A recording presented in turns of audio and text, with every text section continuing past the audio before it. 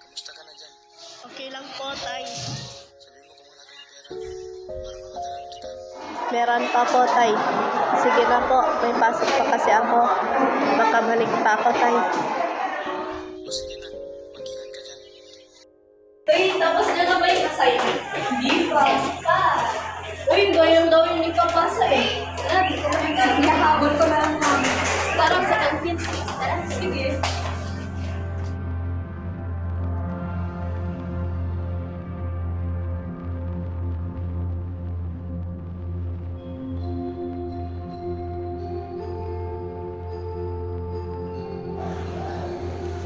Jay, alam mo ba ang gawin pera ni Kathleen?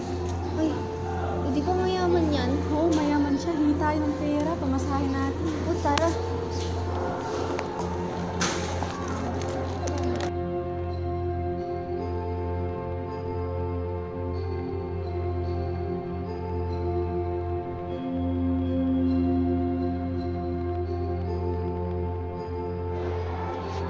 Uy, dyan muna tayo oh. Be, may pamasahe ka na? Wala nga akong pamasahe. Be, pera mo nga muna, pamasahe niya lang. Ay, may pera ako dito ah. Ayan, ibigay niya na lang itong supli. Okay, salamat. Kung nakakali, uwi pa kami eh. Sige.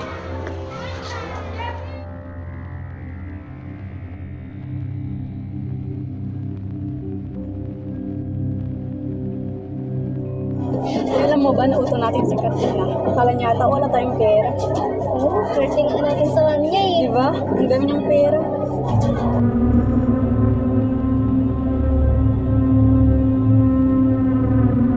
Okay, class, naiintindihan nyo ba?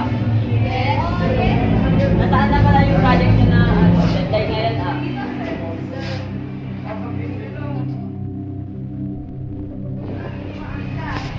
Ito lang ba talaga? Ang tagal-tagal ko na nabinigay ito, ito lang?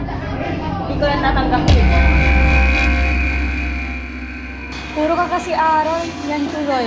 Hindi mo kami gayahin kami kahit di kami gumagawa ng project, may grades pa rin kami.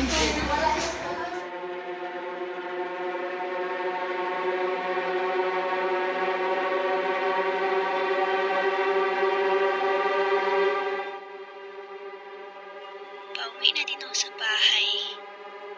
La, parang may umiiyak. Bakit? Anong meron?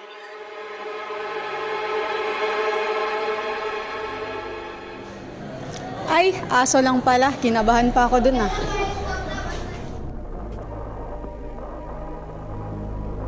Ano bang pagkukulang ko sa kanila? Bakit ganun na lang sila palagi sa akin?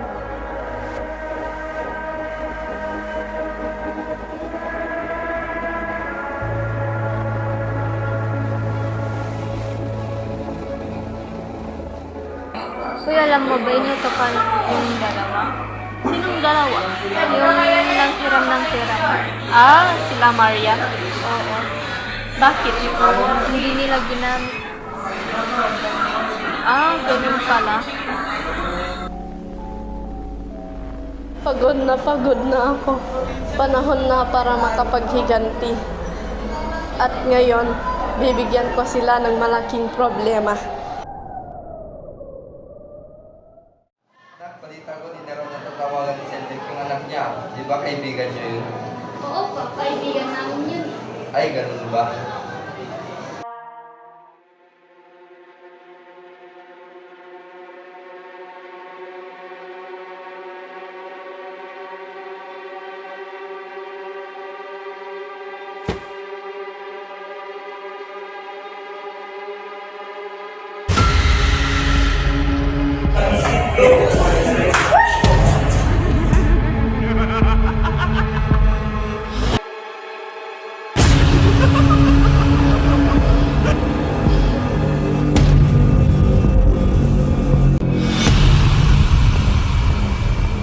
Ano ba yan? Hindi siya sumasagot?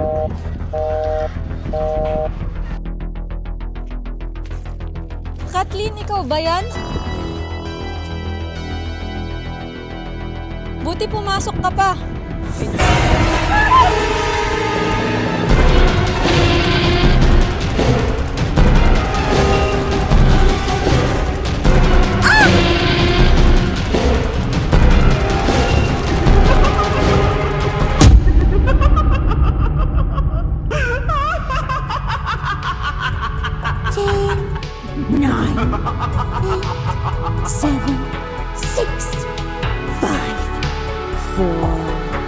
si Mary.